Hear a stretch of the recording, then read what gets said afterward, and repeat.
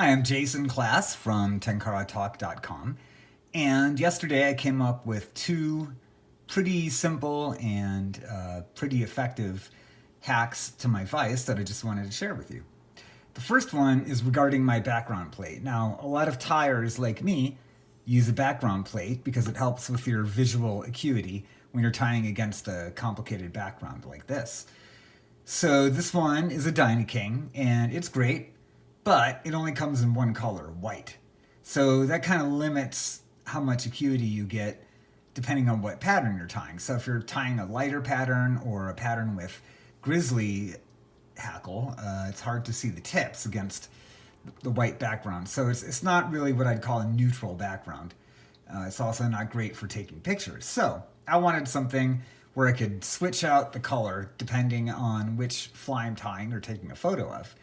And it's something I've been thinking about for a while. I didn't really put any effort into finding a solution. And I happened to be rummaging through my junk drawer and came across this. It's a clothespin.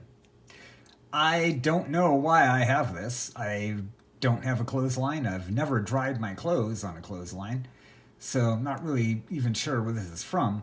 But anyway, it instantly gave me the idea that I could just clip a different color to the background plate. So what I did was I took a legal pad and I just chopped out part of the back and then clipped it onto the plate with the clothespin like that.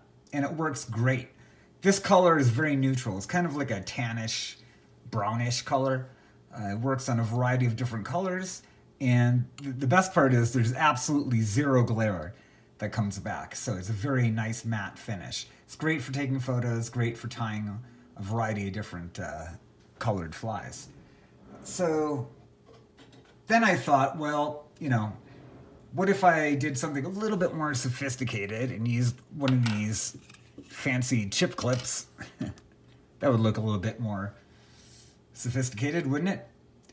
But I don't know. I look at it and it's like a little bit too modern for me. So I'm going to stick with the old school. I kind of like the clothespin idea. The second idea also came from the junk drawer. I was looking for something. I can't remember what it was. And I came across this. So this is a piece of 4mm craft foam. Some of you know, if you read my blog, you'll know that I make my own DIY fly boxes out of Altoids tins or other containers. And what I do is I have pinkering shears. So I cut them so they have, the signature kind of peaks and valleys of a slotted foam fly box. And then I just take a X-Acto knife and cut the slits in there. And it becomes basically slotted foam. So I had a few pieces of this lying around. And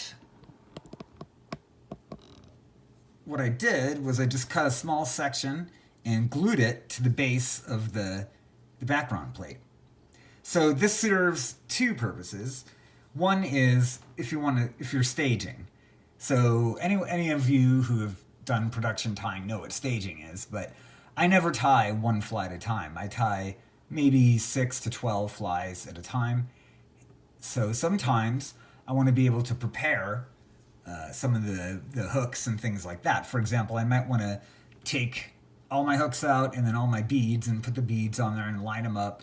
So I'm just ready to tie. It just makes it faster. So if you do that, you can put all your beads on the hook and then put them in here. And they're just ready to go. They're easy to grab. They're off the bench, so they're not going to get full of fluff and other debris from your tying.